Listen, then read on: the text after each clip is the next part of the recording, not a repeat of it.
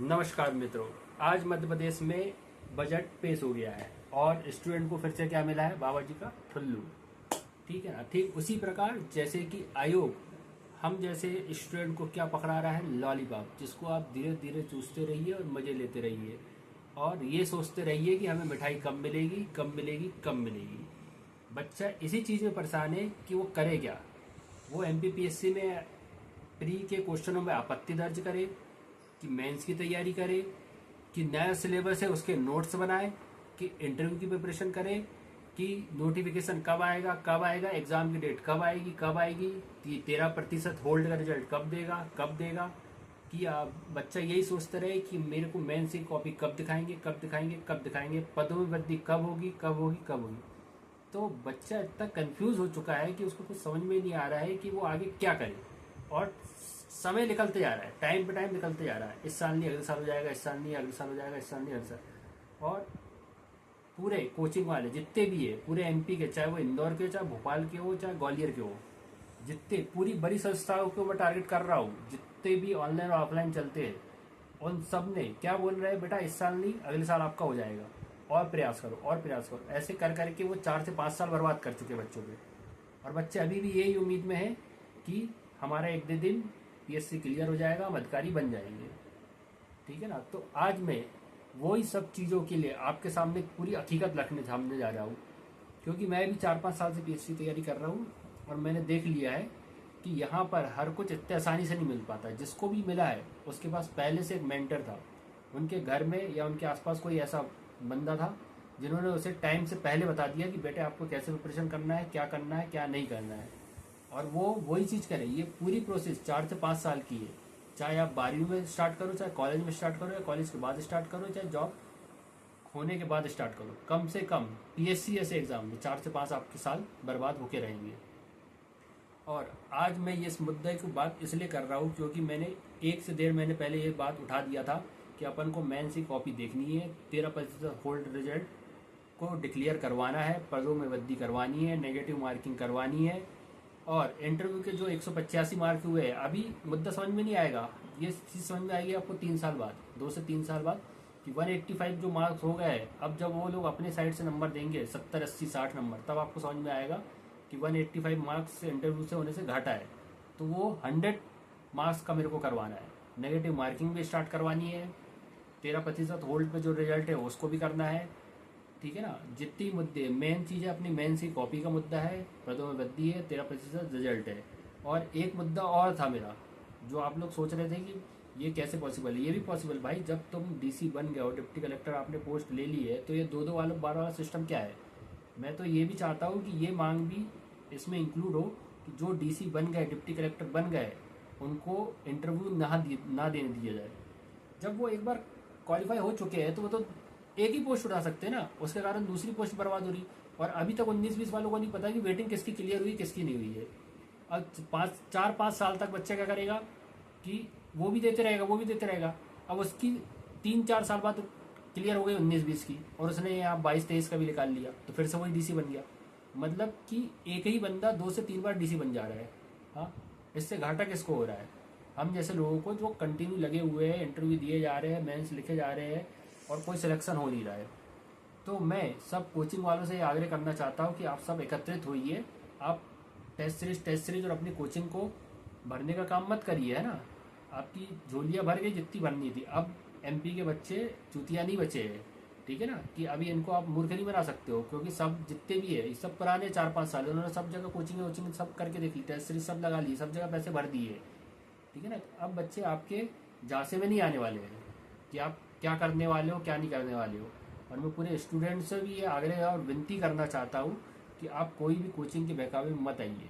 आप 1 से 2 अटेम्प्ट दीजिए, अगर आपका नहीं होता है तो साथ में आप यूपीएससी की तैयारी करिए, या फिर मैथ्स रीजनिंग वनडे एग्जाम पे फोकस करिए। समझ रहे ना। 1-2 साल सफिशिएंट होता है, 1-2 साल आप रगड़ के पढ़िए। अगर आपको कुछ समझ में आता है कि अगर मैं इंटरव्यू तक पहुँच पा रहा हूँ या मेरा मेंस थोड़े से बच रहा है, तो आप करिए। नहीं तो आप साथ में आधा 1 घंटा मैथ्स रीजनिंग को पढ़िए, और नहीं तो आप पूरे यूपीएससी की तैयारी करिए। और साथ में जो एमपी का सिलेबस है वो साथ में पढ़ते जाइए। आप पूरा 2 साल का ये शेड्यूल फॉलो करिए। 2 साल तक आप शेड्यूल फॉलो करेंगे तो 2 साल बाद आपके पास कोई ना कोई जॉब रहेगी। समझे ना, ये कोचिंग वालों को बहकावे में बिल्कुल मत आइए। जो ये कह रहे बेटा इस साल नहीं अगले साल हो जाएगा, अगले साल नहीं अगले साल हो जाएगा, अगले साल, इस बार नहीं अगले साल, कुछ नहीं होने वाला। होना रहता है, जिसका भी हो रहा है उसका दूसरे से तीसरा अटेम्प्ट में हो चुका है, और जिसका नहीं हुआ है वो 8-8 10-10 साल से लगा हुआ है कि होगा होगा होगा। तो मैं क्या कह रहा हूँ कि आपको तैयारी नहीं छोड़ना है। साथ में क्या बोल रहा हूँ, जिसके पास समय है, जिसके पास अच्छा नॉलेज है, वो यूपीएससी की साइड जाए, और जिसकी मैथ्स रीजनिंग अच्छी है, इंग्लिश अच्छी है, साइंस बैकग्राउंड के, वो आधा से 1 घंटा मैथ्स रीजनिंग इंग्लिश में दीजिए। और जो आर्ट्स वाले हैं वो यूपीएससी लेवल की तैयारी करिए, और साथ में पीएससी जो सब्जेक्ट है वो लेके चलिए। और मैं खुद तैयारी कर रहा हूँ, और आप 10 लोग से और पूछ लेना जो तैयारी कर चुके हैं, 1-2 साल, जिनको 2-3 साल हो चुके हैं, उनसे आप पूछ लीजिए कि आपको स्पेशल अलग से कोचिंग जाके पढ़ने की कोई आवश्यकता नहीं। पीएससी पूरे रट्टू तोता का मैं आपको गिनती से 10 किताब बता दूंगा, हर यूनिट की केवल 1 किताब, वो आपको केवल पढ़ना है। और आपको फ्री वीडियो की लिंक प्रोवाइड करवा दूंगा। आपको अगर समझ में नहीं आ रहा है तो मैं आपको यूट्यूब में बहुत सारे ऐसे लोग हैं जिन्होंने हर यूनिट के फ्री लेक्चर बनाया है, वो भी 1 नंबर, समझे ना। तो आपको मैं वो फ्री वीडियो लिंक प्रोवाइड करवा दूंगा। आपको समझ में नहीं आ रहा तो आप वो पढ़िए, किताब पढ़िए, और टेस्ट सीरीज मार्केट से खरीद के लिए आइए। कहीं टेस्ट सीरीज लगाने की आवश्यकता नहीं है, और टेस्ट सीरीज मार्केट खरीद के लिए आइए और वो लगाइए आप। और ज़्यादा लगाने की आवश्यकता नहीं है, केवल 2 से 3 कोचिंगों की टेस्ट सीरीज ले आइए, फोटो कॉपी ले आइए। मैं आपको वही बता दूंगा कि क्या कहते हैं फोटो कॉपी के साथ कहाँ कहाँ मिलती है। कहीं आपको भटकने की आवश्यकता नहीं है, और खासकर इंदौर तो कतई जाने की आवश्यकता नहीं है, समझे ना। वहाँ केवल आपको मूर्ख बनाया जाएगा, पैसों से भी और समय से भी, समझे। अगर कोचिंग वालों को इतना ही आपकी फिक्र है तो वो क्यों नहीं आपके साथ आ रहे हैं। जब 110 पद आए हैं, 110 पद में से 50 से 60 पद वो लेके जाने वाले हैं जो पहले से सिलेक्टेड है 19-20 से, समझे ना। और आपको ये भरोसा नहीं है तो आप उनसे पूछिए जो 3-4 साल से इस फील्ड में लगे हुए हैं, जो प्रॉपर कोचिंग कर रहे हैं, या फिर जो इंदौर में रह रहे हैं, उनसे पूछिए। तो 50 से 60 पद तो वो लेके जाने वाले, बचे 40 से 50 पद। और उसको आप कैटेगराइज वाइज बांटेंगे तो 1-1 2-2 पद मिलेगा। वो भी कौन होगा, कोई किस्मत वाला होगा जिसको पहले से पूरा गाइडेंस मिल रहा होगा, उसका हो जाएगा। और 2-4 किस्मत वाले रहेंगे, समझ रहे ना। और उसमें अगर धांधली हो गई तो फिर 0 बटा सन्नाटा, आपके हाथ में क्या मिलेगा, बाबा जी का ठुल्लू। समझ रहे ना आप बात को। तो इसलिए आप पहली बात तो कोई भी आपको कोचिंग नहीं लगानी है किसी भी चीज़ के लिए। मैं इन जगह में पूरे नोट्स बता दूंगा आपको, ये मोन्स के नोट्स है, आप लेके आइए पढ़िए। क्योंकि एमपीपीएससी का आप पहले सिलेबस देखिए और पुराने क्वेश्चन दीजिए।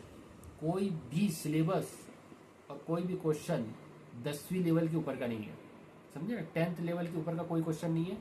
11th 12th के 2-4 क्वेश्चन आते हैं, उनसे आपको डरने की आवश्यकता नहीं है। उसके लिए मैं आपको यूट्यूब की वीडियो की फ्री लिंक प्रोवाइड करवा दूंगा, ठीक है ना। सबकी, साइंस की, मैथ्स की, रीजनिंग की, जिसकी भी चाहिए आपको, ठीक है ना, हिस्ट्री की, एक से बढ़कर एक टीचर डले हुए हैं 11th 12th के। जो भी 11th 12th के मटेरियल है, जो 2-4 क्वेश्चन आते हैं, उसके पीछे आपको परेशान होने की आवश्यकता नहीं है। वो एक से एक 11th 12th के टीचर डले हुए हैं, इग्नू के एक से एक टीचर डले हुए हैं, उनके फ्री वीडियो है, और उनसे अच्छा ये कभी नहीं पढ़ा सकते। जो स्कूल के हमारे टीचर पढ़ाते हैं उनसे अच्छे डिटेल में नहीं पढ़ा सकते। ये क्या है, पढ़ाते कम है, कहानियाँ ज़्यादा सुनाते हैं, ज़्यादा मोटिवेशन करते हैं। भाई मोटिवेशन सिर्फ टीवियों में और पिक्चरों में अच्छा लगता है, हकीकत में आप 4-4 5-5 साल जिंदगी क्यों बर्बाद कर रहे हो बच्चों की। पूरे कोचिंग वाले, समझे ना। मैं कोई कोचिंग वाले का नाम नहीं ले रहा हूँ, लेकिन आपको ही पता है कि ग्वालियर में और इंदौर में, जबलपुर और भोपाल में 5-6 कोचिंग है जो बड़ी बड़ी है, ठीक है ना। और जो हर साल क्या बोलती है कि पेपर हमारी किताब से पढ़ा, उसकी किताब से पढ़ा। अरे भाई तुम सबने टीपू सुल्तान हो, हाँ। एनसीईआरटी और एमपी की बुक उठा लो, उसी से तुम सब कॉपी पेस्ट कर रहे हो। और ज़्यादा विद्वान हो जाते हो तो इग्नू के और क्या कहते हैं अपने असिस्टेंट प्रोफेसर के जो नेट सेट के पेपर होते हैं उनके कॉपी पेस्ट करके छाप दे रहे हो तुम, हाँ। तुम ये बताओ, तो 1-1 साल की फीस ले रहे हो, हाँ। 50,000 से 1 लाख रुपए तक की फीस है। 1-1 2-2 साल तुम पढ़ा रहे हो, टेस्ट सीरीज करवा रहे हो, हर संडे लिखवा रहे हो बच्चों को। उसके बाद भी बच्चे पास क्यों नहीं हो रहे। तुम इतनी मेहनत करा रहे हो और इतना बोल वचन कर रहे हो, तो तुम्हारे धरातल में तो कुछ दिख नहीं रहा है, ठीक है ना। तो नहीं, ये आप एग्ज़ाम हो जाने दीजिए, फिर उसके बाद मैं अपने साइड से, मैं प्री मेंस सब दिया हूँ, मेरे पास सब चीज़ का नॉलेज है, मैंने 4-5 डिग्री भी कर ली है, और मैं अपने बारे में ज़्यादा बताना नहीं चाहता हूँ। मेरे पास सब टाइप का कॉन्टैक्ट है, नेता से लेके वकील तो मैं खुद ही हूँ, ठीक है ना। नेता से लेके सब टाइप के, मीडिया से टीचर से लेके सब टाइप के कॉन्टैक्ट है मेरे पास। लेकिन क्या है, मैं भी ये सोचा था, मैं खुद एक पर्सनल जॉब करता था और फिर उसके बाद मेरा खुद का बिजनेस था। लेकिन मैंने भी यही सोचा था कि यूपीएससी नहीं निकाल पाए तो पीएससी अपन एक बार में निकाल के यहाँ से निकल लेंगे।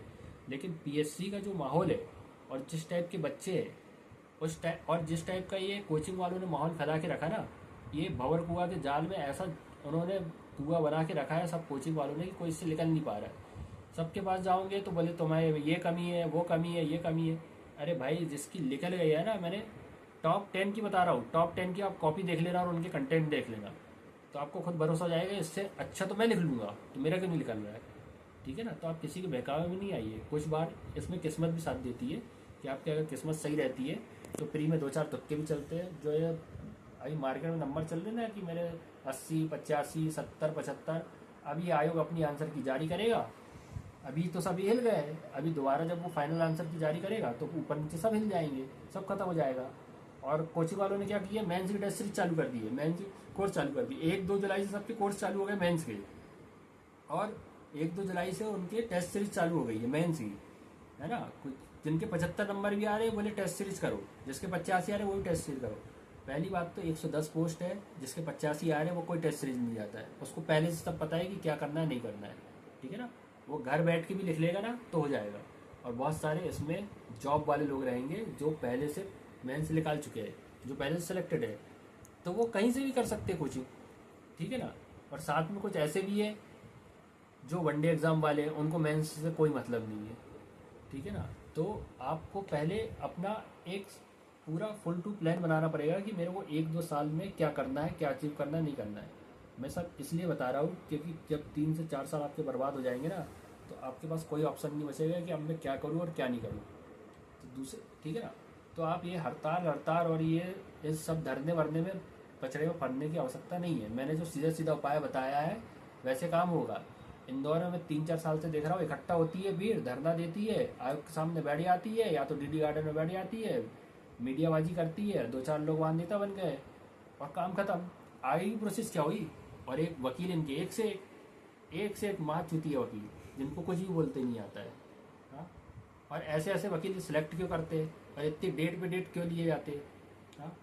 आप सीधे हाई कोर्ट में मुद्दा लगाइए, समझे ना। कोई भी चीज़ का सोल्यूशन होगा तो भोपाल और जबलपुर से होगा। मैं बार बार ये चीज़ आपको बता रहा हूँ, विनती भी कर रहा हूँ कि कोई भी अगर चीज़ होगी पीएससी की या कोई भी विभाग के डिपार्टमेंट की, वो वल्लभ भवन प्रशासनिक विभाग से होके जाएगी, मुख्यमंत्री आवास से होके जाएगी, विपक्ष के विधानसभा से होते जाएगी, और जब आपका केस फंसेगा तो जबलपुर हाई कोर्ट में जाएगा वो, समझिए ना। आयोग के सामने आप धरना देंगे। आप पहले ये खुद सोचिए, तैयारी कर रहे हैं पीएससी की, आप कल इकट्ठा हो गया धरने के लिए, आपने ज्ञापन दे दिया, बोले पदों में वृद्धि करो। पदों में वृद्धि करना पीएससी के अधिकार क्षेत्र में है नहीं है, समझे ना।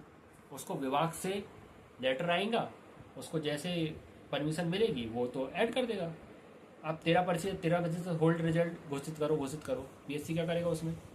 आप मैंने आरटीआई दायर करी, उसका जवाब का दे दिया कि 13% होल्ड रिजल्ट है, वो पीएससी के दायरे में नहीं है, वो सरकार के दायरे में कोर्ट केस चल रहा है। जब तक कोर्ट वहाँ से ऑर्डर नहीं देगी तब तक पीएससी कुछ नहीं कर सकता है।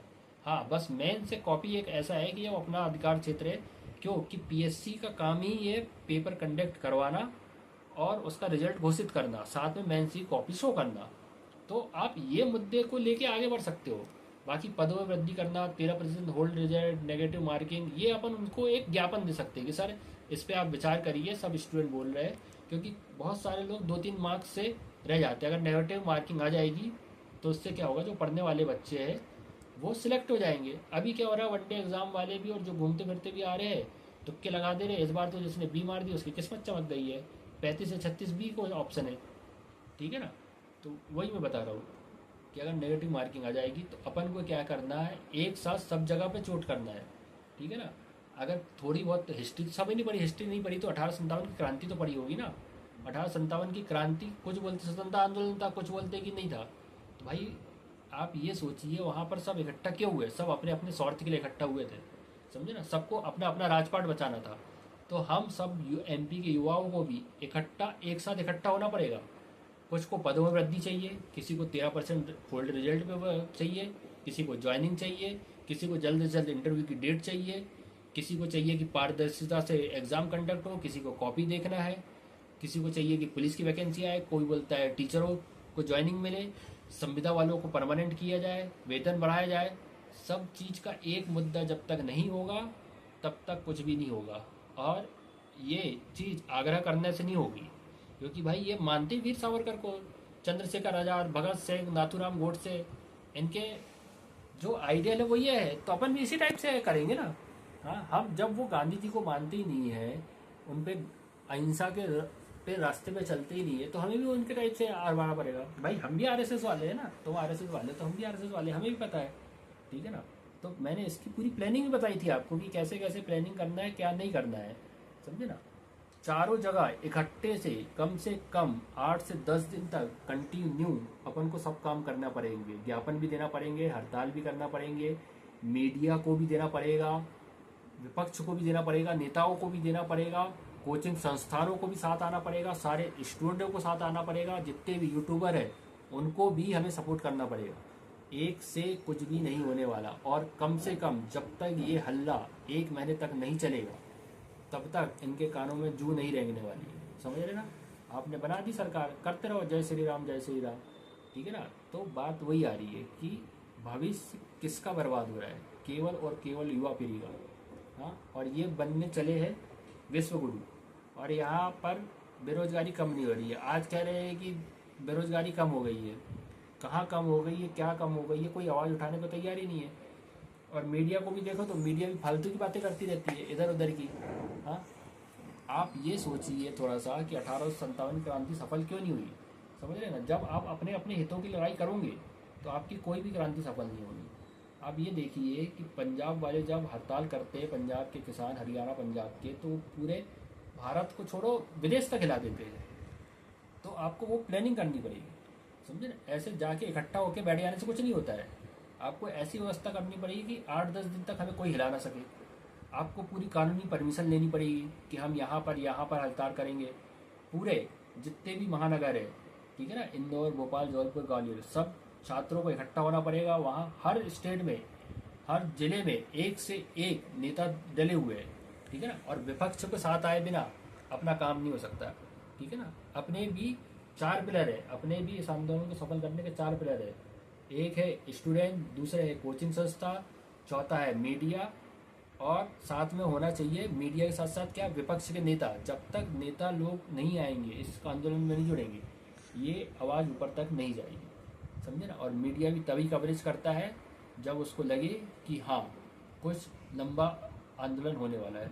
अन्ना हजारे जी का आंदोलन भी सफल हुआ था, उसमें मैं पार्टिसिपेट किया था, ठीक है ना। वही मैं कह रहा हूँ, मैं आपको अभी बताऊंगा ना, तो मैंने पूरे आंदोलन करे, कैसे कैसे करे, नहीं करे, ठीक है ना। भोपाल में जो आंदोलन हुआ था उसमें मैं कोर टीम में था। उनके पास प्रॉपर एक प्लानिंग थी कि अगर अपन ये करेंगे तो 2 दिन बाद क्या होगा। आप समीक्षा करते कि भाई आज अपन ने किया, तो रात को बैठ के उसकी समीक्षा की जाती है कि अब अपन को अगला पड़ाव क्या करना है। यहाँ बस बैठे बच्चे खड़े हो गए, चलो डीडी गार्डन, चलो आयोग बैठो, भोपाल चलो, शिक्षा विभाग के सामने आंदोलन करेंगे, सीएम हाउस चलो, नेहरू पार्क चलो, वहाँ डंडे खाएंगे, और गाड़ियों में वो उनको रात ही भर छोड़ के आ गए।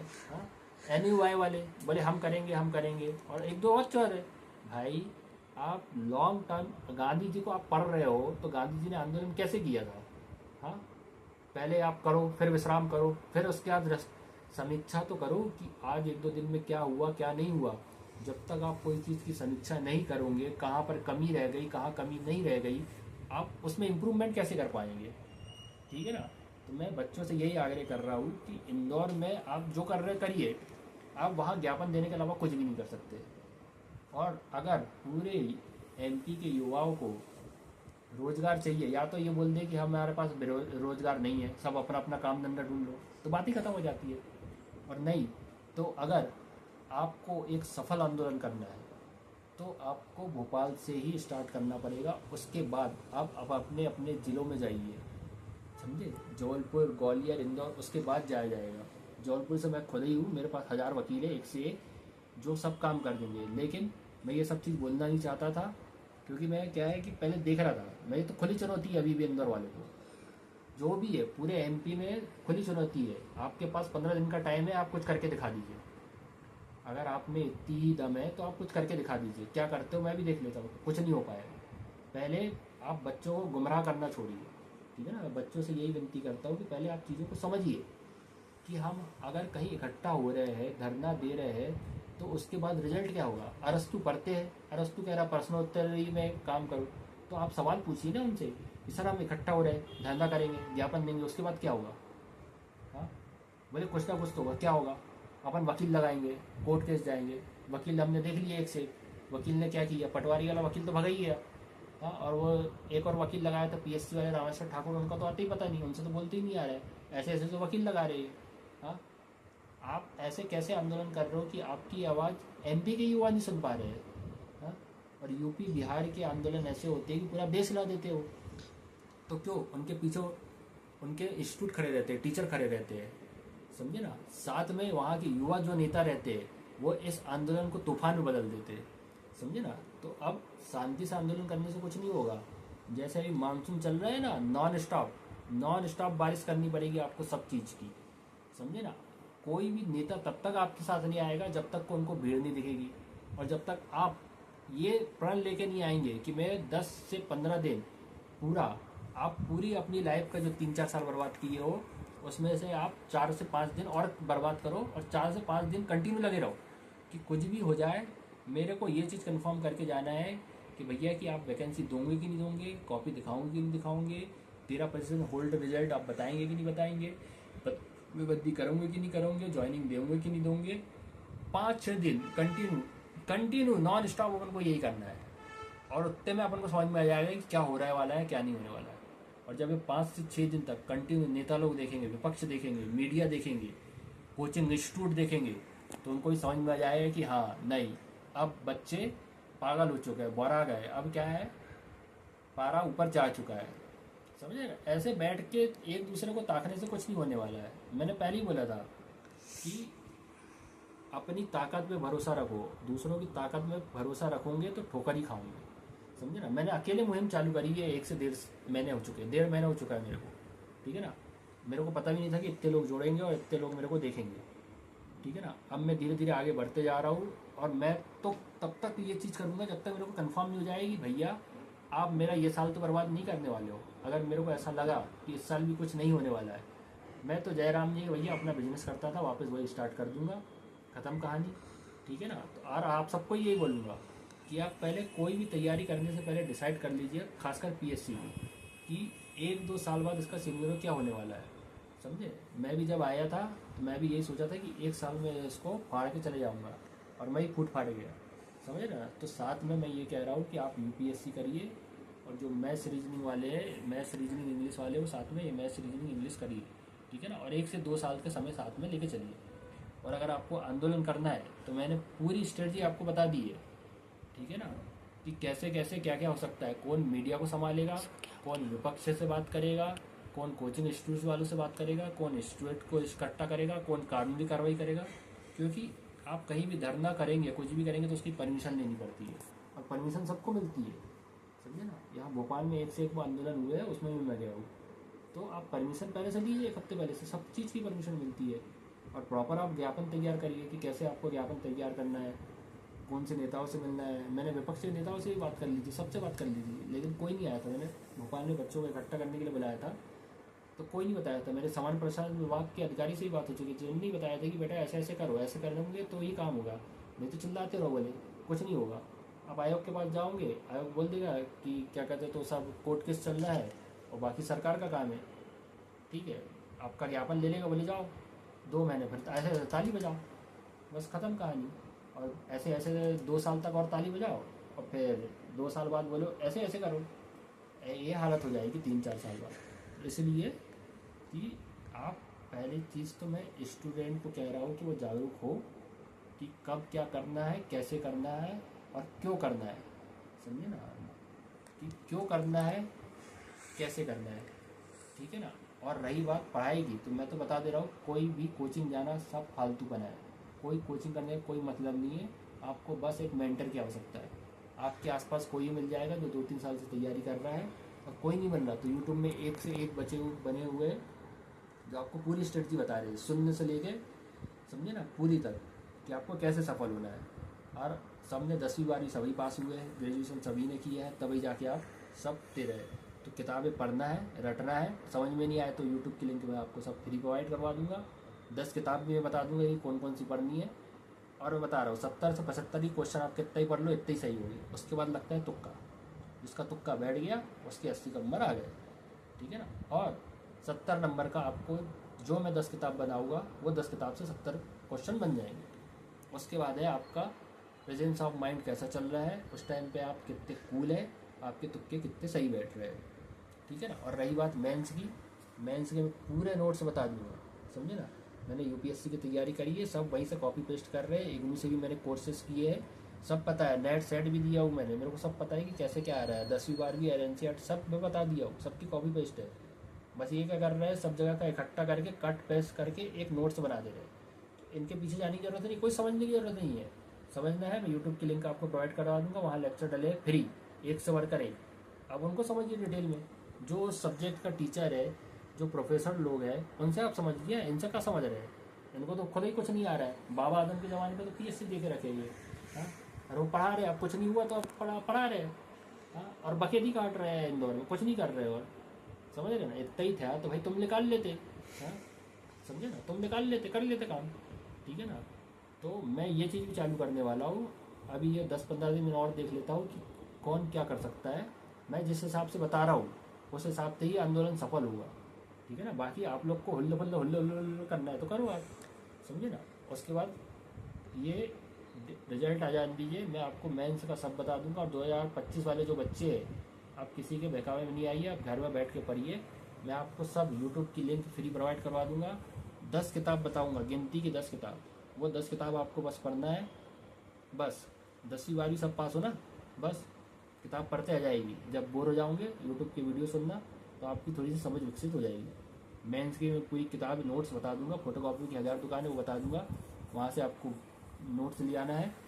और कोई टेस्ट सीरीज के चक्कर में नहीं पढ़ना है, घर में लाओ, घर में बैठ के टेस्ट सीरीज दो, कहीं कहीं जाने की आवश्यकता नहीं है, चाहे प्री हो चाहे मेंस हो, ठीक है ना। और रही बात इंटरव्यू की, जैसे ही आपका मेंस निकलेगा ना, इंटरव्यू फ्री में करवाते हैं कंडक्ट, ठीक है ना। इंटरव्यू की कोई टेंशन लेने की आपको आवश्यकता नहीं है, ठीक है ना।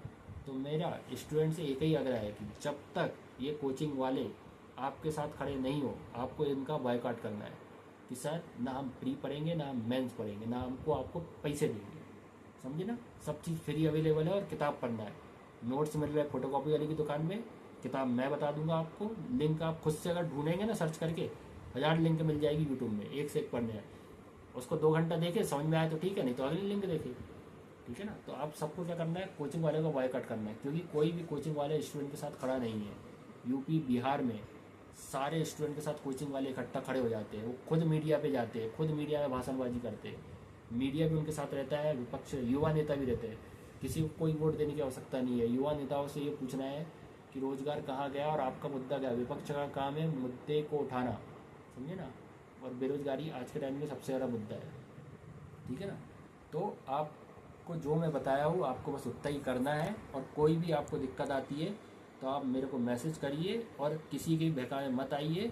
जो ये मोटिवेशन कर रहे हैं ना, मोटिवेट कर रहे हैं, इस साल नहीं अगले साल नहीं, हो जाएगा हो जाएगा हो जाएगा, भाई जिसका हो जाता है ना उसका हो जाएगा, जिसका नहीं हो रहा है ये उन्हीं का चुतिया काट रहे हैं, समझ गए नहीं। जिसका होना रहेगा ना वो पहले से अपने में प्रिपेयर है, और वो 8 से 10% रेस है, बाकी 90% को ये वही गोल गोल घुमा रहे 4-5 साल कि यहाँ जा रहे हैं वहाँ जा रहे हैं, बच्चे कुछ नहीं कर रहे, इधर जा रहे हैं उधर कोचिंग इधर लिखेंगे ये सर से मिलेंगे वो सर में, बस ऐसे गोल गोल करके। इसलिए उसका नाम रख दिया भंवर कुआं, कि वहाँ जो जाता है वहाँ ऐसे भंवर कुआं में जाल में फंस जाता है, ठीक है ना। ठीक है, तो आज के लिए बस इतना ही। आप सब वीडियो देखिए और इसमें आत्मचिंतन। जो भी 11th-12th के मटेरियल है, जो 2-4 क्वेश्चन आते हैं उसके पीछे आपको परेशान होने की आवश्यकता नहीं है। वो एक से एक 11th-12th के टीचर डले हुए हैं, इग्नू के एक से एक टीचर डले हुए हैं, उनके फ्री वीडियो है, और उनसे अच्छे ये कभी नहीं पढ़ा सकते। जो स्कूल के हमारे टीचर पढ़ाते हैं उनसे अच्छे डिटेल में नहीं पढ़ा सकते। ये क्या है, समझा पढ़ाते कम है, कहानियाँ ज़्यादा सुनाते हैं, ज़्यादा मोटिवेशन करते हैं। भाई मोटिवेशन सिर्फ टीवियों में और पिक्चरों में अच्छा लगता है, हकीकत में आप 4-4, 5-5 साल जिंदगी क्यों बर्बाद कर रहे हो बच्चों की। पूरे कोचिंग वाले, समझे ना, मैं कोई कोचिंग वाले का नाम नहीं ले रहा हूँ, लेकिन आपको ही पता है कि ग्वालियर में और इंदौर में, जबलपुर और भोपाल में 5-6 ही कोचिंग है जो बड़ी बड़ी है, ठीक है ना। और जो हर साल क्या बोलती है कि पेपर हमारी किताब से पढ़ा, उसकी किताब से पढ़ा। अरे भाई तुम सबरे टीपू सुल्तान हो, हाँ। एनसीईआरटी और एमपी की बुक उठा लो, उसी से तुम सब कॉपी पेस्ट कर रहे हो, और ज़्यादा विद्वान हो जाते हो तो इग्नू के और क्या कहते हैं अपने असिस्टेंट प्रोफेसर के जो नेट सेट के पेपर होते हैं उनके कॉपी पेस्ट करके छाप दे रहे हो तुम। हाँ, तुम ये बताओ, तो एक एक साल की फीस ले रहे हो। हाँ, 50,000 से 1 लाख रुपए तक की फीस है। एक एक 2-2 साल तुम पढ़ा रहे हो, टेस्ट सीरीज करवा रहे हो, हर संडे लिखवा रहे हो बच्चों को, उसके बाद भी बच्चे पास क्यों नहीं हो रहे? तुम इतनी मेहनत करा रहे हो और इतना बोल बचन कर रहे हो, तो तुम्हारे धरातल में तो कुछ दिख नहीं रहा है। ठीक है ना? तो नहीं, ये आप एग्ज़ाम हो जान दीजिए, फिर उसके बाद मैं अपने साइड से मैं प्री मेंस सब दिया हूँ, मेरे पास सब चीज़ का नॉलेज है, मैंने 4-5 डिग्री भी कर ली है, और मैं अपने बारे में ज़्यादा बताना नहीं चाहता हूँ। मेरे पास सब टाइप का कॉन्टैक्ट है, नेता से लेके वकील तो मैं खुद ही हूँ। ठीक है ना? नेता से लेके सब टाइप के, मीडिया एडिया से टीचर से लेके सब टाइप के कॉन्टैक्ट है मेरे पास। लेकिन क्या है, मैं भी ये सोचा था, मैं खुद एक पर्सनल जॉब करता था और फिर उसके बाद मेरा खुद का बिजनेस था। लेकिन मैंने भी यही सोचा था कि यूपीएससी नहीं निकाल पाए तो पीएससी अपन एक बार में निकाल के यहाँ से निकल लेंगे। लेकिन पीएससी का जो माहौल है और जिस टाइप के बच्चे हैं उस टाइप, और जिस टाइप का ये कोचिंग वालों ने माहौल फैला के रखा ना, ये भंवर कुआ के जाल में ऐसा उन्होंने कुआ बना के रखा है सब कोचिंग वालों ने कि कोई इससे निकल नहीं पा रहा है। सबके पास जाओगे तो बोले तुम्हारे ये कमी है, वो कमी है, ये कमी है। अरे भाई, जिसकी निकल गई है ना, मैंने टॉप 10 की बता रहा हूँ, टॉप 10 की आप कॉपी देख लेना और उनके कंटेंट देख लेना, तो आपको खुद भरोसा हो जाएगा इससे अच्छा तो मैं लिख लूँगा, तो मेरा क्यों नहीं निकल रहा है? ठीक है ना? तो आप किसी के बहकावे में नहीं आइए। कुछ बार इसमें किस्मत भी साथ देती है कि आपकी अगर किस्मत सही रहती है तो प्री में 2-4 तुक्के भी चलते हैं। जो ये अभी मार्केट में नंबर चल रहे ना कि मेरे 80, 85, 70, 75, अभी आयोग अपनी आंसर की जारी करेगा। अभी तो सब हिल गए हैं, अभी दोबारा जब वो फाइनल आंसर की जारी करेगा तो ऊपर नीचे सब हिल जाएंगे, सब खत्म हो जाएगा। और कोचिंग वालों ने क्या किया, मेंस की टेस्ट सीरीज चालू कर दी है, मेंस कोर्स चालू कर दिए। 1-2 जुलाई से सबके कोर्स चालू हो गए मेंस के, और 1-2 जुलाई से उनके टेस्ट सीरीज चालू हो गई है मेंस की, है ना? कुछ जिनके 75 नंबर भी आ रहे हैं बोले टेस्ट सीरीज करो, जिसके 85 आ रहे हैं वो भी टेस्ट सीरीज करो। पहली बात तो 110 पोस्ट है, जिसके 85 आ रहे हैं वो कोई टेस्ट सीरीज नहीं जाता है, उसको पहले से सब पता है कि क्या करना है नहीं करना है। ठीक है ना? वो घर बैठ के भी लिख लेगा ना तो हो जाएगा। और बहुत सारे इसमें जॉब वाले लोग रहेंगे जो पहले से मेंस निकाल चुके हैं, जो पहले से सिलेक्टेड है, तो वो कहीं से भी कर सकते हैं कोचिंग। ठीक है ना? और साथ में कुछ ऐसे भी है जो वनडे एग्ज़ाम वाले हैं, उनको मेंस से कोई मतलब नहीं है। ठीक है ना? तो आपको पहले अपना एक पूरा फुल टू प्लान बनाना पड़ेगा कि मेरे को 1-2 साल में क्या करना है, क्या अचीव करना है, नहीं करना है। मैं सब इसलिए बता रहा हूँ क्योंकि जब 3 से 4 साल आपके बर्बाद हो जाएंगे ना, तो आपके पास कोई ऑप्शन नहीं बचेगा कि अब मैं क्या करूँ और क्या नहीं करूँ। तो दूसरे, ठीक है ना? तो आप ये हड़ताल और ये इस सब धरने वरने में पचड़े में पड़ने की आवश्यकता नहीं है। मैंने जो सीधा सीधा उपाय बताया है वैसे काम होगा। इंदौर में मैं 3-4 साल से देख रहा हूँ, इकट्ठा होती है भीड़, धरना देती है, आयोग के सामने बैठ जाती है, या तो डीडी गार्डन में बैठ जाती है, मीडियाबाजी करती है, 2-4 लोग वहाँ नेता बन गए और काम खत्म। आगे की प्रोसेस क्या हुई? और एक वकील इनके एक से एक मात चुती है वकील, जिनको कुछ भी बोलते नहीं आता है। हाँ, और ऐसे ऐसे वकील सिलेक्ट क्यों करते हैं और इतनी डेट पे डेट क्यों लिए जाते हैं? हाँ, आप सीधे हाई कोर्ट में मुद्दा लगाइए, समझे ना? कोई भी चीज़ का सोल्यूशन होगा तो भोपाल और जबलपुर से होगा। मैं बार बार ये चीज़ आपको बता रहा हूँ, विनती भी कर रहा हूँ कि कोई भी अगर चीज़ होगी पीएससी की या कोई भी विभाग के डिपार्टमेंट की, वो वल्लभ भवन प्रशासनिक विभाग से होके जाएगी, मुख्यमंत्री आवास से होके जाएगी, विपक्ष के विधानसभा से होते जाएगी, और जब आपका केस फंसेगा तो जबलपुर हाई कोर्ट में जाएगा वो, समझिए ना? आयोग के सामने आप धरना देंगे। आप पहले ये खुद सोचिए, तैयारी कर रहे हैं पीएससी की, आप कल इकट्ठा होगा धरने के लिए, आपने ज्ञापन दे दिया, बोले पदों में वृद्धि करो। पदों में वृद्धि करना पीएससी के अधिकार क्षेत्र में है? नहीं है, समझे ना? उसको विभाग से लेटर आएगा, उसको जैसे परमिशन मिलेगी वो तो ऐड कर देगा। आप 13% होल्ड रिजल्ट घोषित करो। पीएससी क्या करेगा उसमें? आप, मैंने आरटीआई दायर करी, उसका जवाब का दे दिया कि 13% होल्ड रिजल्ट है, वो पीएससी के दायरे में नहीं है, वो सरकार के दायरे में कोर्ट केस चल रहा है। जब तक कोर्ट वहाँ से ऑर्डर नहीं देगी तब तक पीएससी कुछ नहीं कर सकता है। हाँ, बस मेन से कॉपी एक ऐसा है कि ये अपना अधिकार क्षेत्र है, क्योंकि पीएससी का काम ही ये पेपर कंडक्ट करवाना और उसका रिजल्ट घोषित करना, साथ में मेंस की कॉपी शो करना। तो आप ये मुद्दे को लेके आगे बढ़ सकते हो। बाकी पदों में वृद्धि करना, 13% होल्ड रिजल्ट, नेगेटिव मार्किंग, ये अपन उनको एक ज्ञापन दे सकते हैं कि सर इस पर आप विचार करिए, सब स्टूडेंट बोल रहे हैं। क्योंकि बहुत सारे लोग 2-3 मार्क्स से रह जाते हैं। अगर नेगेटिव मार्किंग आ जाएगी तो उससे क्या होगा, जो पढ़ने वाले बच्चे हैं वो सिलेक्ट हो जाएंगे। अभी क्या हो रहा है, वनडे एग्जाम वाले भी और जो घूमते फिरते भी आ रहे हैं तुक्के लगा दे रहे। इस बार तो जिसने बी मार दी उसकी किस्मत चमक गई है, 35 से 36 बी को ऑप्शन है, ठीक है ना। तो वही मैं बता रहा हूँ कि अगर नेगेटिव मार्किंग आ जाएगी तो अपन को क्या करना है, एक साथ सब जगह पे चोट करना है, ठीक है ना। अगर थोड़ी बहुत हिस्ट्री सब ही नहीं पढ़ी, हिस्ट्री नहीं पढ़ी तो 1857 की क्रांति तो पढ़ी होगी ना। 1857 की क्रांति, कुछ बोलते स्वतंत्रता आंदोलन था, कुछ बोलते कि नहीं था। तो भाई आप ये सोचिए वहाँ पर सब इकट्ठा क्यों हुए, सब अपने अपने स्वार्थ के लिए इकट्ठा हुए थे, समझे ना। सबको अपना अपना राजपाट बचाना था। तो हम सब एमपी के युवाओं को भी इकट्ठा एक साथ इकट्ठा होना पड़ेगा। कुछ को पदों में वृद्धि चाहिए, किसी को 13% होल्ड रिजल्ट पे चाहिए, किसी को ज्वाइनिंग चाहिए, किसी को जल्द से जल्द इंटरव्यू की डेट चाहिए, किसी को चाहिए कि पारदर्शिता से एग्जाम कंडक्ट हो, किसी को कॉपी देखना है, किसी को चाहिए कि पुलिस की वैकेंसी आए, कोई बोलता है टीचरों को ज्वाइनिंग मिले, संविदा वालों को परमानेंट किया जाए, वेतन बढ़ाया जाए। सब चीज़ का एक मुद्दा जब तक नहीं होगा तब तक कुछ भी नहीं होगा। और ये चीज़ आग्रह करने से नहीं होगी, क्योंकि भाई ये मानते वीर सावरकर को, चंद्रशेखर आजाद, भगत सिंह, नाथूराम गोडसे, इनके जो आइडियल है वो ये है, तो अपन भी इसी टाइप से करेंगे ना। हाँ, हम जब वो गांधी जी को मानते ही नहीं है, उन पे अहिंसा के पे रास्ते पे चलते ही नहीं है, तो हमें भी उनके टाइप से आरवाना पड़ेगा। भाई हम भी आरएसएस वाले हैं ना, तुम आरएसएस वाले तो हम भी आरएसएस वाले, हमें भी पता है, ठीक है ना। तो मैंने इसकी पूरी प्लानिंग भी बताई थी आपको कि कैसे कैसे प्लानिंग करना है, क्या नहीं करना है, समझे ना।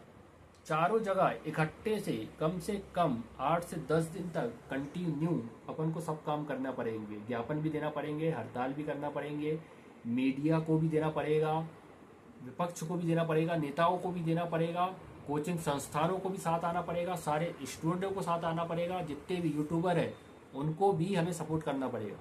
एक से कुछ भी नहीं होने वाला। और कम से कम जब तक ये हल्ला 1 महीने तक नहीं चलेगा तब तक इनके कानों में जू नहीं रेंगने वाली है, समझ रहे ना।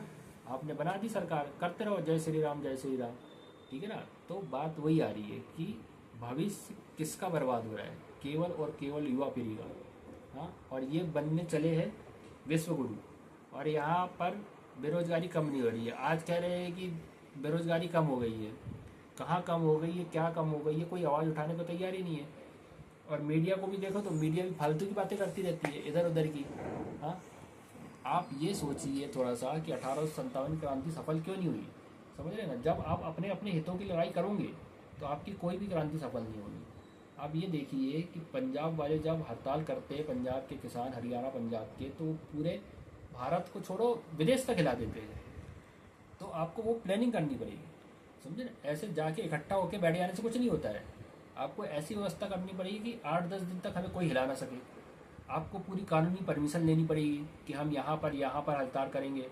पूरे जितने भी महानगर है, ठीक है ना, इंदौर, भोपाल, जौनपुर, ग्वालियर, सब छात्रों को इकट्ठा होना पड़ेगा। वहाँ हर स्टेट में, हर जिले में एक से एक नेता डले हुए हैं, ठीक है ना। और विपक्ष के साथ आए बिना अपना काम नहीं हो सकता, ठीक है ना। अपने भी 4 पिलर है, अपने भी इस आंदोलन को सफल करने के 4 पिलर है।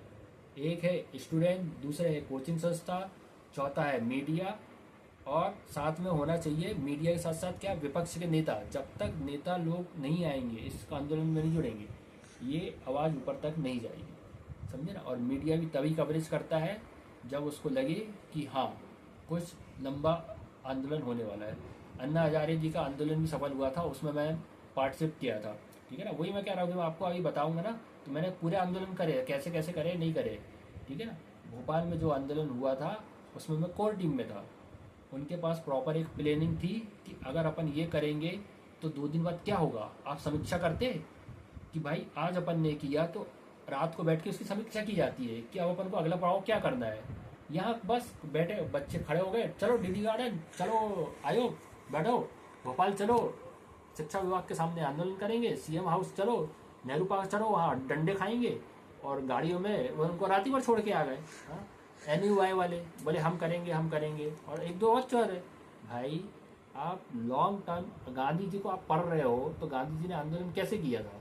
हाँ, पहले आप करो, फिर विश्राम करो, फिर उसके बाद समीक्षा तो करो कि आज 1-2 दिन में क्या हुआ क्या नहीं हुआ। जब तक आप कोई चीज़ की समीक्षा नहीं करोगे, कहाँ पर कमी रह गई, कहाँ कमी नहीं रह गई, आप उसमें इम्प्रूवमेंट कैसे कर पाएंगे, ठीक है ना। तो मैं बच्चों से यही आग्रह कर रहा हूँ कि इंदौर में आप जो कर रहे करिए, आप वहाँ ज्ञापन देने के अलावा कुछ भी नहीं कर सकते। और अगर पूरे एमपी के युवाओं को रोजगार चाहिए, या तो ये बोल दे कि हमारे पास रोजगार नहीं है, सब अपना अपना काम धंधा ढूंढ लो, तो बात ही खत्म हो जाती है। और नहीं तो अगर आपको एक सफल आंदोलन करना है तो आपको भोपाल से ही स्टार्ट करना पड़ेगा। उसके बाद आप अब अपने अपने ज़िलों में जाइए, समझे, जबलपुर, ग्वालियर, इंदौर, उसके बाद जाया जाएगा। जबलपुर से मैं खुद ही हूँ, मेरे पास 1000 वकील है, एक से एक, जो सब काम कर देंगे। लेकिन मैं ये सब चीज़ बोलना नहीं चाहता था, क्योंकि मैं क्या है कि पहले देख रहा था, मेरी तो खुली चुनौती है अभी भी इंदौर वाले को, जो भी है पूरे एमपी में खुली चुनौती है। आपके पास 15 दिन का टाइम है, आप कुछ करके दिखा दीजिए। अगर आप में इतनी ही दम है तो आप कुछ करके दिखा दीजिए। क्या करते हो मैं भी देख लेता हूँ, कुछ नहीं हो पाएगा। पहले आप बच्चों को गुमराह करना छोड़िए, ठीक है ना। बच्चों से यही विनती करता हूँ कि पहले आप चीज़ों को समझिए कि हम अगर कहीं इकट्ठा हो रहे हैं, धरना दे रहे हैं, तो उसके बाद रिजल्ट क्या होगा। अरस्तु पढ़ते हैं, अरस्तु कह रहा प्रश्नोत्तरी में काम करो, तो आप सवाल पूछिए ना उनसे कि सर हम इकट्ठा हो रहे हैं, धरना करेंगे, ज्ञापन देंगे, उसके बाद क्या होगा। हाँ, बोले कुछ ना कुछ तो होगा, क्या होगा। अपन वकील लगाएंगे, कोर्ट केस जाएंगे। वकील हमने देख लिया एक से एक। वकील ने क्या किया, पटवारी वाला वकील तो भगा ही गया। हाँ, और वो एक और वकील लगाया था पीएससी वाले रामेश्वर ठाकुर, उनका तो आते ही पता नहीं, उनसे तो बोलते ही नहीं आ रहा है। ऐसे ऐसे तो वकील लगा रहे हैं। हाँ, आप ऐसे कैसे आंदोलन कर रहे हो कि आपकी आवाज़ एमपी के युवा नहीं सुन पा रहे हैं। हाँ, और यूपी बिहार के आंदोलन ऐसे होते हैं कि पूरा देश हिला देते हो। तो क्यों उनके पीछे उनके इंस्टीट्यूट खड़े रहते हैं, टीचर खड़े रहते हैं, समझे ना। साथ में वहाँ के युवा जो नेता रहते हैं वो इस आंदोलन को तूफान में बदल देते हैं, समझे ना। तो अब शांति से आंदोलन करने से कुछ नहीं होगा। जैसे अभी मानसून चल रहा है ना, नॉन स्टॉप बारिश करनी पड़ेगी आपको सब चीज़ की, समझे ना। कोई भी नेता तब तक आपके साथ नहीं आएगा जब तक को उनको भीड़ नहीं दिखेगी, और जब तक आप ये प्रण लेके नहीं आएंगे कि मैं 10 से 15 दिन पूरा, आप पूरी अपनी लाइफ का जो 3-4 साल बर्बाद किए हो उसमें से आप 4 से 5 दिन और बर्बाद करो, और 4 से 5 दिन कंटिन्यू लगे रहो कि कुछ भी हो जाए मेरे को ये चीज़ कंफर्म करके जाना है कि भैया कि आप वैकेंसी दोगे कि नहीं दोगे, कॉपी दिखाओगे कि नहीं दिखाओगे, 13% होल्ड रिजल्ट आप बताएंगे कि नहीं बताएंगे, बदली करोगे कि नहीं करोगे, ज्वाइनिंग दोगे कि नहीं दोगे। 5-6 दिन कंटिन्यू नॉन स्टॉप अपन को यही करना है, और उतने में अपन को समझ में आ जाएगा कि क्या हो रहा है वाला है, क्या नहीं होने वाला है। और जब ये 5 से 6 दिन तक कंटिन्यू नेता लोग देखेंगे, विपक्ष देखेंगे, मीडिया देखेंगे, कोचिंग इंस्टीट्यूट देखेंगे, तो उनको भी समझ में आ जाएगा कि हाँ नहीं, अब बच्चे पागल हो चुके हैं, बौरा गए, अब क्या है, पारा ऊपर जा चुका है, समझे। ऐसे बैठ के एक दूसरे को ताकने से कुछ नहीं होने वाला है। मैंने पहले ही बोला था कि अपनी ताकत पे भरोसा रखो, दूसरों की ताकत में भरोसा रखोगे तो ठोकर ही खाओगे, समझे ना। मैंने अकेले मुहिम चालू करी है, 1 से 1.5 महीने हो चुके हैं, 1.5 महीना हो चुका है मेरे को, ठीक है ना। मेरे को पता भी नहीं था कि इतने लोग जोड़ेंगे और इतने लोग मेरे को देखेंगे, ठीक है ना। अब मैं धीरे धीरे आगे बढ़ते जा रहा हूँ, और मैं तो तब तक ये चीज़ करूँगा जब तक मेरे को कंफर्म नहीं हो जाएगी भैया आप मेरा ये साल तो बर्बाद नहीं करने वाले हो। अगर मेरे को ऐसा लगा कि इस साल भी कुछ नहीं होने वाला है, मैं तो जयराम जी भैया अपना बिजनेस करता था, वापस वही स्टार्ट कर दूंगा, ख़त्म कहानी, ठीक है ना। तो और आप सबको यही बोलूँगा कि आप पहले कोई भी तैयारी करने से पहले डिसाइड कर लीजिए, खासकर पीएससी की, कि 1-2 साल बाद इसका सिनेरियो क्या होने वाला है, समझे। मैं भी जब आया था तो मैं भी यही सोचा था कि 1 साल में इसको फाड़ के चले जाऊँगा, और मैं ही फूट फाड़ गया, समझे ना। तो साथ में मैं ये कह रहा हूँ कि आप यूपीएससी करिए, और जो मैथ्स रीजनिंग वाले हैं, मैथ्स रीजनिंग इंग्लिश वाले, वो साथ में ये मैथ्स रीजनिंग इंग्लिश करिए, ठीक है ना। और 1 से 2 साल के समय साथ में लेके चलिए। और अगर आपको आंदोलन करना है तो मैंने पूरी स्ट्रेटजी आपको बता दी है, ठीक है ना, कि कैसे कैसे क्या क्या हो सकता है। कौन मीडिया को संभालेगा, कौन विपक्ष से बात करेगा, कौन कोचिंग इंस्टीट्यूट वालों से बात करेगा, कौन इंस्टीट्यूट को इकट्ठा करेगा, कौन कानूनी कार्रवाई करेगा। क्योंकि आप कहीं भी धरना करेंगे, कुछ भी करेंगे तो उसकी परमिशन लेनी पड़ती है, और परमिशन सबको मिलती है, समझे ना। यहाँ भोपाल में 1 से 1 आंदोलन हुए हैं, उसमें भी मैं गया हूँ। तो आप परमिशन पहले से लीजिए, 1 हफ्ते पहले से सब चीज़ की परमिशन मिलती है। और प्रॉपर आप ज्ञापन तैयार करिए कि कैसे आपको ज्ञापन तैयार करना है, कौन से नेताओं से मिलना है। मैंने विपक्ष के नेताओं से भी बात कर ली थी, सबसे बात कर ली थी, लेकिन कोई नहीं आया था। मैंने भोपाल में बच्चों को इकट्ठा करने के लिए बुलाया था, तो कोई नहीं बताया था। मेरे सामान्य प्रसारण विभाग के अधिकारी से ही बात हो चुकी थी, उन्होंने बताया था कि बेटा ऐसे ऐसे करो, ऐसे कर देंगे तो ही काम होगा, नहीं तो चिल्लाते रहो, बोले कुछ नहीं होगा। आप आयोग के पास जाओगे, आयोग बोल देगा कि क्या कहते तो सब कोर्ट केस चल रहा है और बाकी सरकार का काम है, ठीक है। आपका ज्ञापन ले लेगा, बोले जाओ 2 महीने, फिर ऐसे ताली बजाओ, बस ख़त्म कहानी। और ऐसे ऐसे 2 साल तक और ताली बजाओ, और फिर 2 साल बाद बोलो ऐसे ऐसे करो, ये हालत हो जाएगी 3-4 साल बाद। इसलिए कि आप पहली चीज़ तो मैं स्टूडेंट को कह रहा हूँ कि वो जागरूक हो कि कब क्या करना है, कैसे करना है और क्यों करना है, समझे ना, कि क्यों करना है, कैसे करना है, ठीक है ना। और रही बात पढ़ाई की, तो मैं तो बता दे रहा हूँ, कोई भी कोचिंग जाना सब फालतू बना है। कोई कोचिंग करने का कोई मतलब नहीं है। आपको बस एक मेंटर की आवश्यकता है। आपके आसपास कोई मिल जाएगा जो 2-3 साल से तैयारी कर रहा है, और कोई नहीं बन रहा तो यूट्यूब में एक से एक बने हुए जो आपको पूरी स्ट्रेटजी बता रहे हैं, शून्य से लेके, समझे ना, पूरी तक, कि आपको कैसे सफल होना है। और सबने 10वीं 12वीं सभी पास हुए हैं, ग्रेजुएशन सभी ने किया है, तभी जाके आप सब तेरे हैं। तो किताबें पढ़ना है, रटना है। समझ में नहीं आए तो यूट्यूब की लिंक मैं आपको सब फ्री प्रोवाइड करवा दूंगा। 10 किताब भी मैं बता दूंगा कि कौन कौन सी पढ़नी है। और मैं बता रहा हूँ 70 से 75 ही क्वेश्चन आप कितना ही पढ़ लो इतना ही सही होगी। उसके बाद लगता है तुक्का, जिसका तुक्का बैठ गया उसके 80 नंबर आ गए, ठीक है ना। और 70 नंबर का आपको जो मैं 10 किताब बनाऊँगा वो 10 किताब से 70 क्वेश्चन बन जाएंगे। उसके बाद है आपका प्रेजेंस ऑफ माइंड कैसा चल रहा है, उस टाइम पे आप कितने कूल है, आपके तुक्के कितने सही बैठ रहे हैं, ठीक है ना। और रही बात मेंस की, मेंस के मैं पूरे नोट्स बता दूंगा, समझे ना।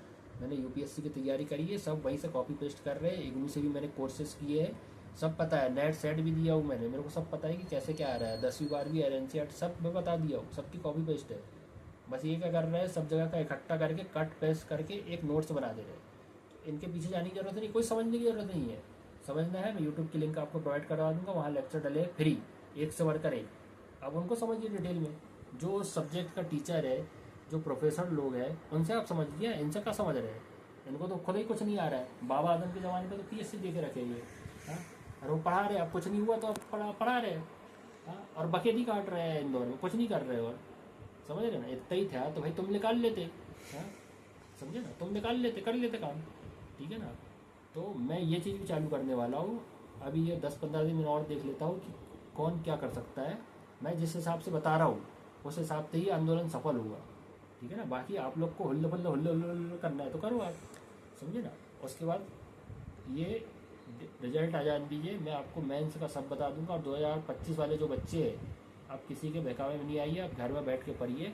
मैं आपको सब यूट्यूब की लिंक फ्री प्रोवाइड करवा दूंगा। 10 किताब बताऊंगा, गिनती की 10 किताब, वो 10 किताब आपको बस पढ़ना है। बस 10वीं 12वीं सब पास हो ना, बस किताब पढ़ते आ जाएगी। जब बोर हो जाओगे यूट्यूब की वीडियो सुनना, तो आपकी थोड़ी सी समझ विकसित हो जाएगी। मेंस की मैं पूरी किताब नोट्स बता दूंगा, फोटोकॉपी की 1000 दुकानें वो बता दूंगा, वहाँ से आपको नोट्स ले आना है। और कोई टेस्ट सीरीज़ के चक्कर में नहीं पढ़ना है, घर में लाओ, घर में बैठ के टेस्ट सीरीज़ दो, कहीं कहीं जाने की आवश्यकता नहीं है, चाहे प्री हो चाहे मेंस हो, ठीक है ना। और रही बात इंटरव्यू की, जैसे ही आपका मेंस निकलेगा ना, इंटरव्यू फ्री में करवाते हैं कंडक्ट, ठीक है ना। इंटरव्यू की कोई टेंशन लेने की आपको आवश्यकता नहीं है, ठीक है ना। तो मेरा स्टूडेंट से एक ही आग्रह है कि जब तक ये कोचिंग वाले आपके साथ खड़े नहीं हो, आपको इनका बायकॉट करना है कि सर ना हम प्री पढ़ेंगे, ना हम मेंस पढ़ेंगे, ना हमको आपको पैसे देंगे, समझे ना। सब चीज़ फ्री अवेलेबल है और किताब पढ़ना है। नोट्स मिल रहे हैं फोटोकॉपी वाले की दुकान में, किताब मैं बता दूंगा आपको। लिंक आप खुद से अगर ढूंढेंगे ना सर्च करके, 1000 लिंक मिल जाएगी यूट्यूब में, एक से एक पढ़ने हैं। उसको 2 घंटा देखे, समझ में आए तो ठीक है, नहीं तो अगली लिंक देखे, ठीक है ना। तो आप सबको क्या करना है, कोचिंग वाले को बॉयकॉट करना है, क्योंकि कोई भी कोचिंग वाले स्टूडेंट के साथ खड़ा नहीं है। यूपी बिहार में सारे स्टूडेंट के साथ कोचिंग वाले इकट्ठा खड़े हो जाते हैं। वो खुद मीडिया पे जाते हैं, खुद मीडिया में भाषणबाजी करते हैं, मीडिया भी उनके साथ रहता है, विपक्ष युवा नेता भी रहते हैं। किसी को कोई वोट देने की आवश्यकता नहीं है। युवा नेताओं से ये पूछना है कि रोजगार कहाँ गया और आपका मुद्दा क्या है। विपक्ष का काम है मुद्दे को उठाना, समझे ना। और बेरोजगारी आज के टाइम में सबसे ज़्यादा मुद्दा है, ठीक है ना। तो आपको जो मैं बताया हूँ आपको बस उतना ही करना है। और कोई भी आपको दिक्कत आती है तो आप मेरे को मैसेज करिए, और किसी के बहकावे मत आइए। जो ये मोटिवेशन कर रहे हैं ना, मोटिवेट कर रहे हैं, इस साल नहीं अगले साल नहीं, हो जाएगा हो जाएगा हो जाएगा। भाई जिसका हो जाता है ना उसका हो जाएगा, जिसका नहीं हो रहा है ये उन्हीं का चुतिया काट रहे हैं, समझ गए नहीं। जिसका होना रहेगा ना वो पहले से अपने में प्रिपेयर है, और वो 8 से 10% रेस है, बाकी 90% को ये वही गोल गोल घुमा रहे 4-5 साल कि यहाँ जा रहे हैं वहाँ जा रहे हैं। बच्चे कुछ नहीं कर रहे, इधर जा रहे हैं उधर कोचिंग, इधर लिखेंगे उधर लिखेंगे, ये सर से मिलेंगे वो सर में, बस ऐसे गोल गोल करके। इसलिए उसका नाम रख दिया भंवर कुआं। वहाँ जो जाता है वहाँ ऐसे भंवर कुआं में जाल में फंस जाता है, ठीक है ना। ठीक है, तो आज के लिए बस इतना ही। आप सब वीडियो देखिए और इस पर आत्मचिंतन